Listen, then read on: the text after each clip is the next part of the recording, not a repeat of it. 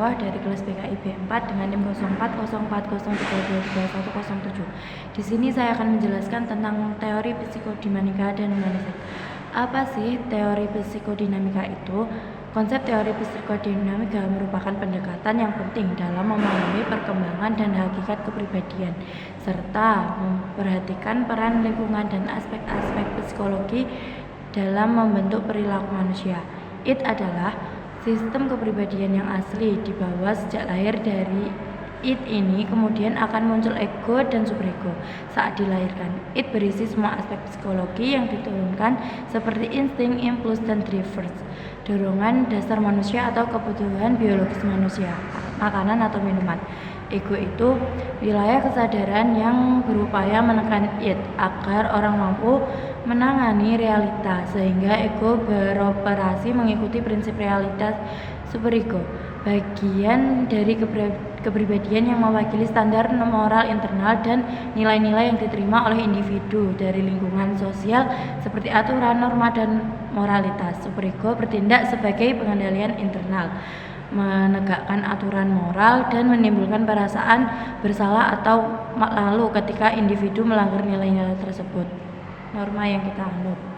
Assalamualaikum warahmatullahi wabarakatuh. Saya Dima Nurwah dari kelas BKIB 4 dengan NIM 040403232107. Di sini saya akan menjelaskan tentang teori psikodinamika dan humanistik. Apa sih teori psikodinamika itu? Konsep teori psikodinamika merupakan pendekatan yang penting dalam memahami perkembangan dan hakikat kepribadian, serta memperhatikan peran lingkungan dan aspek-aspek psikologi dalam membentuk perilaku manusia. It adalah sistem kepribadian yang asli dibawa sejak lahir. Dari it ini kemudian akan muncul ego dan superego saat dilahirkan. It berisi semua aspek psikologi yang diturunkan seperti insting, impuls, dan drivers, dorongan dasar manusia atau kebutuhan biologis manusia, makanan atau minuman. Ego itu wilayah kesadaran yang berupaya menekan it agar orang mampu menangani realita, sehingga ego beroperasi mengikuti prinsip realitas. Superego bagian dari kepribadian yang mewakili standar moral internal dan nilai-nilai yang diterima oleh individu dari lingkungan sosial seperti aturan, norma, dan moralitas. Superego bertindak sebagai pengendalian internal, menegakkan aturan moral, dan menimbulkan perasaan bersalah atau lalu ketika individu melanggar nilai-nilai tersebut. Norma yang kita anut. Pembahasan selanjutnya adalah manusia sehat menurut teori psikodinamika. Keseimbangan antara it, ego, dan superego, kemampuan untuk mengatasi konflik internal, kepuasan hidup, dan fungsi sosial yang baik, kesadaran akan diri sendiri. Manusia tidak sehat menurut teori psikodinamika jika mereka tidak dapat mengelola emosi mereka dengan baik. Emosi yang tidak dikelola dapat mengarah pada perilaku yang tidak seimbang dan dapat menyebabkan gangguan jiwa. Misalnya, kecemasan yang berlebihan dapat mengarah pada perilaku yang tidak seimbang dan dapat menyebabkan gangguan jiwa.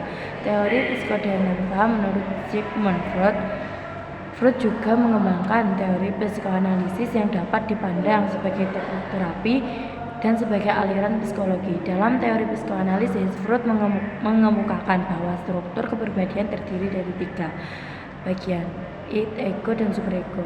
It berisi keinginan-keinginan bawah sadar. Ego berisi kemampuan untuk mengatur keinginan-keinginan tersebut, dan superego berisi nilai-nilai moral yang diterima. Teknik psikoanalisa: asosiasi bebas, interpretasi, transferensi, analisis mimpi, analisis resistensi, hipoterapi, asosiasi bebas. Klien diminta untuk mengatakan segala sesuatu yang muncul dalam kesadaran dengan leluasa, tanpa perlu berusaha membuat uraian yang logis, teratur, dan penuh arti. Interpretasi sebuah metode terapi psikoanalisis yang digunakan untuk membantu klien memahami dinamika-dinamika yang mendasari dan yang tidak disadari, serta untuk mengatasi konflik-konflik internal yang tidak disadari. Transferensi, sebuah metode terapi psikoanalisis yang membantu klien memahami dan menggunakan konfitemal yang terkesan dengan pengalaman masa lalu. Merekayasa antara dengan analisis mimpi. Cara memahami faktor tersembunyi dan mimpi dengan melihat simbol-simbol yang ada dan memahami proses-proses yang terjadi dalam mimpi. Analisis resistansi, proses untuk mengungkap alasan terjadinya resistansi pada diri konseli. Tujuan dari teknik ini adalah membantu konseli menyadari alasan-alasan resistensi yang terjadi pada dirinya, sehingga konseli mampu menghadapi hipoterapi, cara untuk membantu seseorang mengatasi masalah psikologis dan meningkatkan kualitas hidup dengan menggunakan sugesti dan relaksi untuk membantu seseorang mencapai kondisi trans konflik internal atau batin. Terjadi ketika individu mengalami pertentangan atau perang antara dorongan, keinginan, atau nilai-nilai bertentangan di dalam diri mereka. Misalnya konflik dengan dorongan seksual dan nilai-nilai moral, atau antara keinginan untuk memenuhi kebutuhan diri sendiri dan tuntunan nasional. Pertahanan diri, strategi psikologis yang digunakan oleh individu untuk mengurangi kecemasan atau menghadapi konflik batin. Beberapa mekanisme pertahanan yang umum meliputi penyangkalan, denial, resepsi, proyeksi, submisi, dan banyak lagi. Trauma dan pengalaman berat. Emosional berat, pengalaman masa lalu yang tidak seimbang dapat menyebabkan individu mengalami trauma dan gangguan kecemasan. Dalam masa lalu, seseorang dapat menyebabkan permasalahan psikologis yang dalam seperti gangguan stres, trauma, PTSD, kecemasan, atau depresi. Menurut Ivan Pavlov, teori belajar behavioristik ialah teori yang mempelajari perilaku manusia. Teori ini berfokus pada peran dari belajar dalam menjelaskan tingkah laku manusia dan terjadi melalui rangsangan atau stimulus yang menimbulkan hubungan perilaku yang reaktif atau respon. Dalam teori behavioristik, tingkah laku sepenuhnya ditentukan oleh aturan, bisa diramalkan dengan bisa ditentukan. Teori belajar behavioristik merupakan proses perubahan tingkah laku sebagai akibat dan interaksi antara stimulus respon. Selanjutnya adalah teori humanistik. Apa sih teori humanistik itu? Teori yang memaksimalkan atau mengoptimalkan, mengembangkan potensi manusia sehingga dia menjadi manusia yang lebih baik dengan beberapa proses tertentu. Teori ini berfokus pada memanusiakan manusia secara keseluruhan, memahami diri dari lingkungan.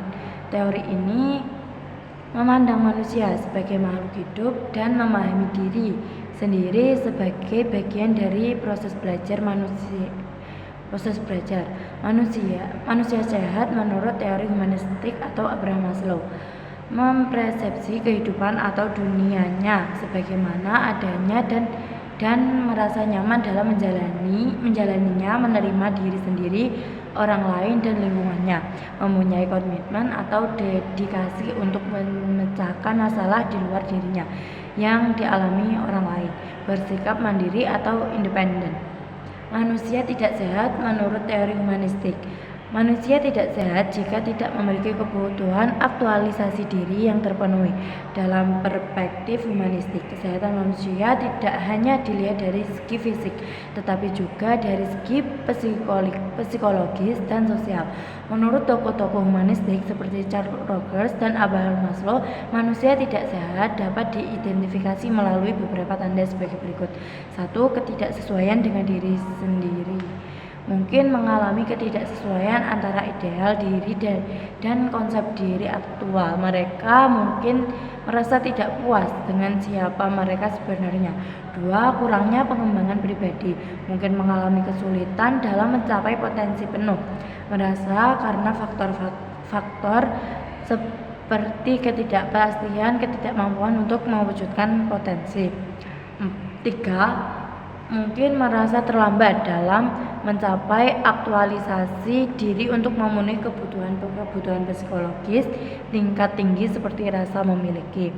Yang keempat, ketidakmampuan dalam hubungan interpersonal, mungkin mengalami kesulitan dalam membentuk hubungan yang bermakna dan membangun interaksi yang sehat dengan orang lain karena masalah seperti curangnya empati. Cukup sekian yang dapat saya sampaikan. Bila ada kesalahan, saya mohon maaf yang sebesar-besarnya. Assalamualaikum warahmatullahi wabarakatuh.